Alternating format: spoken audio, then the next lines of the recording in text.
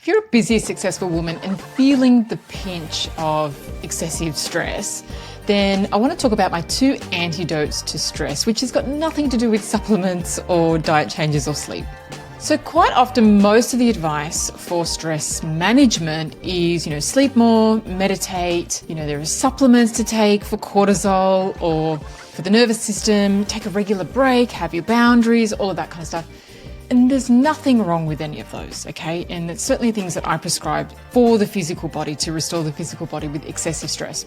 But there is something that comes even before them, because when you're looking at those things, they are used after the fact. And that means that after you've been through an excessive period of stress, well, you need the supplements for the nervous system and for the cortisol. You need to have more sleep. You need to have, regular breaks, or maybe you do need to set up boundaries. But that's really not going to be the biggest needle mover in the moment, okay? And so meditation is great though. Meditation, I feel like, is something that we can use as a preventative as well, but there are 2 other areas that can actually antidote stress. So what is stress to begin with? Because most people will say things going wrong in my life, or things happening in my life, or the amount of work that I have to do, people that I have to look after, whatever it is.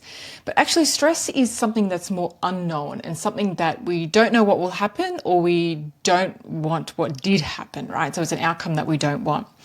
And it creates tension in the body.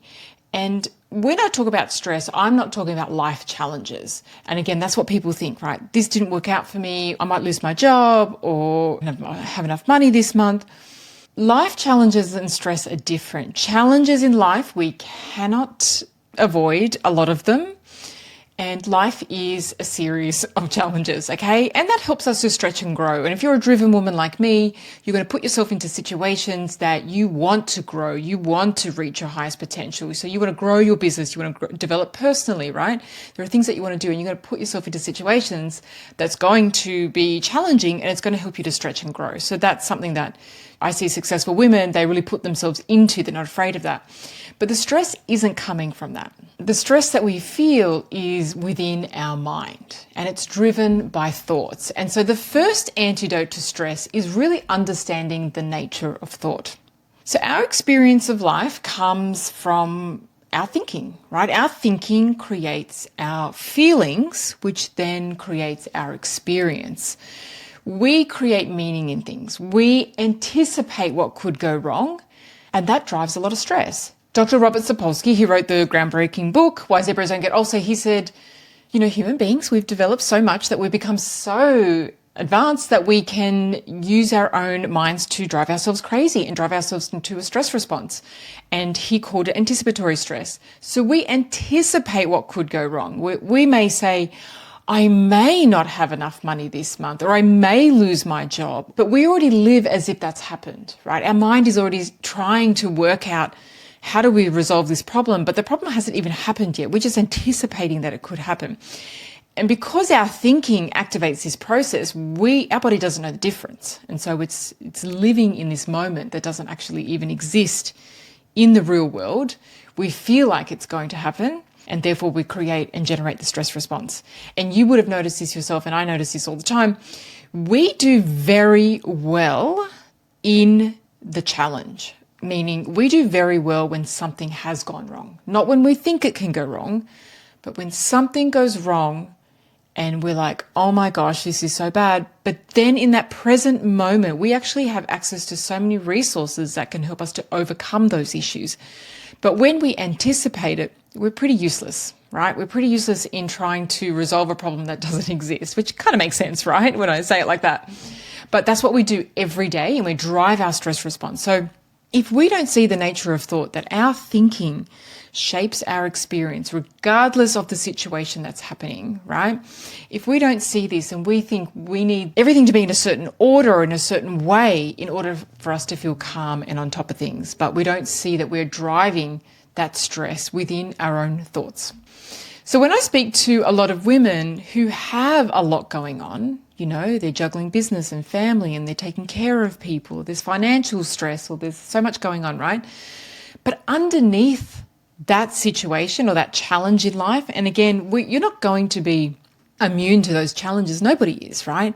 Everyone has to navigate life in the best way possible, because life is always kind of throwing curveballs at us.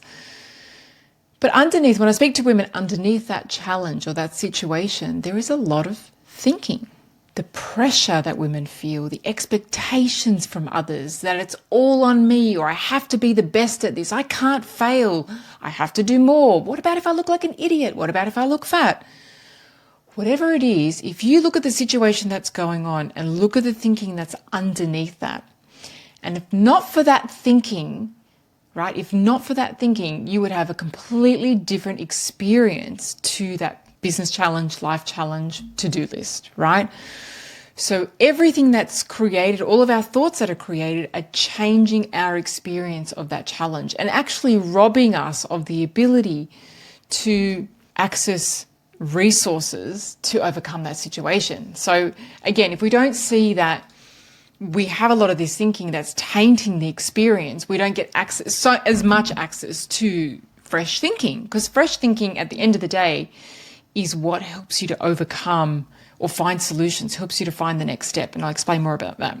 So I want to give you an example. Like if I was to do this podcast and think, oh gosh, I'm going to look like an idiot doing this podcast, right? And I don't, but if I did, but if I showed up to the podcast without that thinking, like without the thinking that I'm going to look like an idiot every time, then I would speak more authentically. I would open, I would share more, the content would be richer, it would be more engaging, it would connect more with people, right?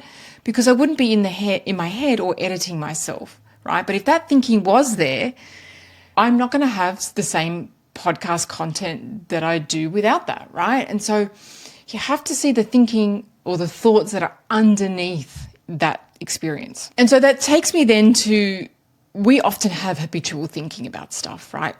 We go through the worst case scenario, we see the negative or the negative thinking, how things can go wrong, what's that going to mean?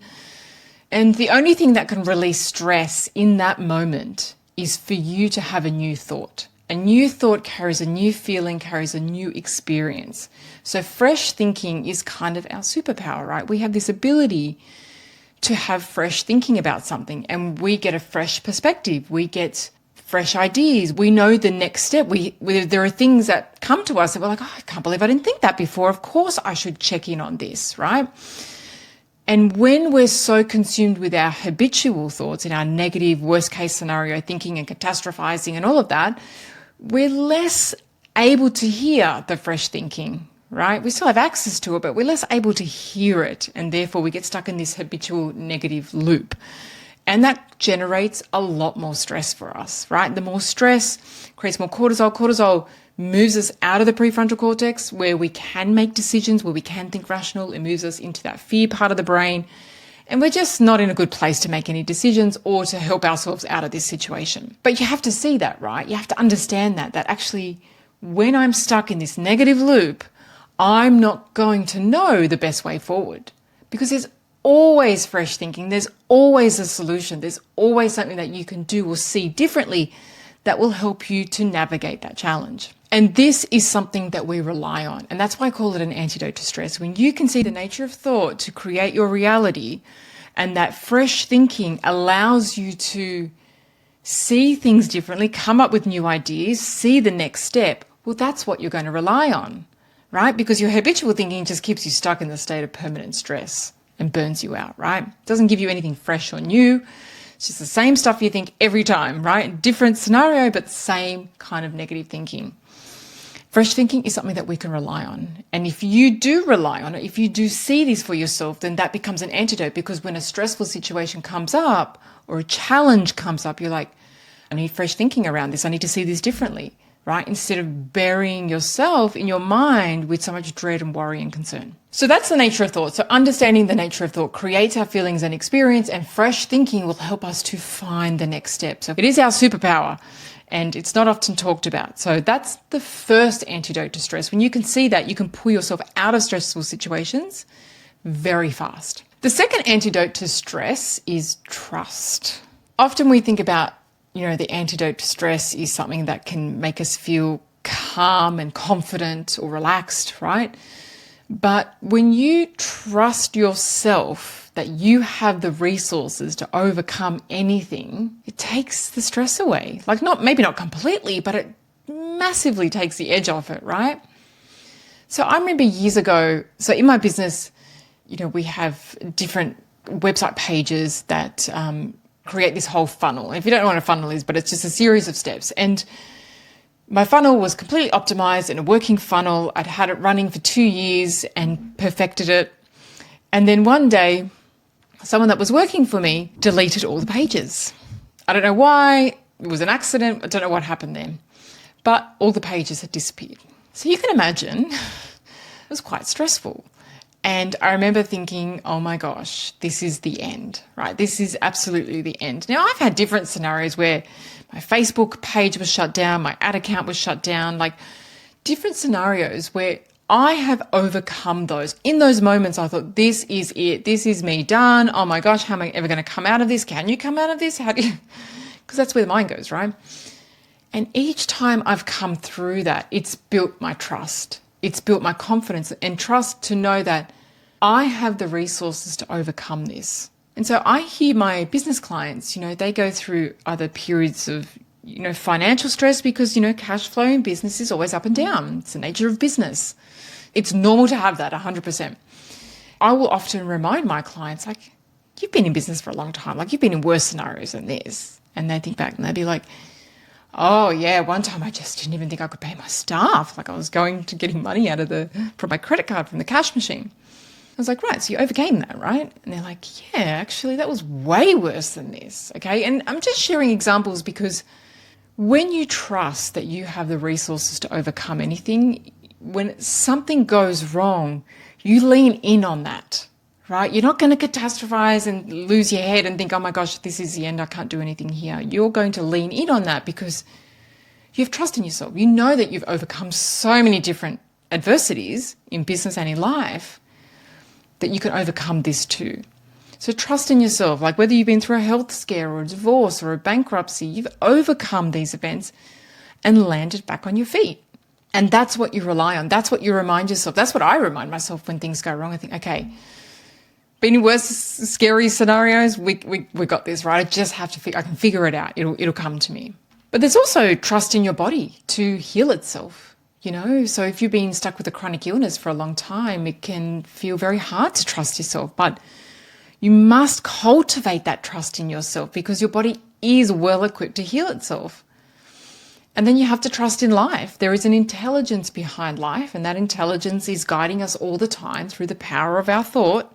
It's guiding us all the time, and we can have trust in that rather than our insecurities and our fears and our doubts. So trusting in yourself, trusting in life, trusting in your body, trusting in your mind that it knows how to solve problems is what you can lean in on when things go wrong. And that releases a lot of the stress because, you just have to remind yourself, I've been through worse. I've overcome so many things.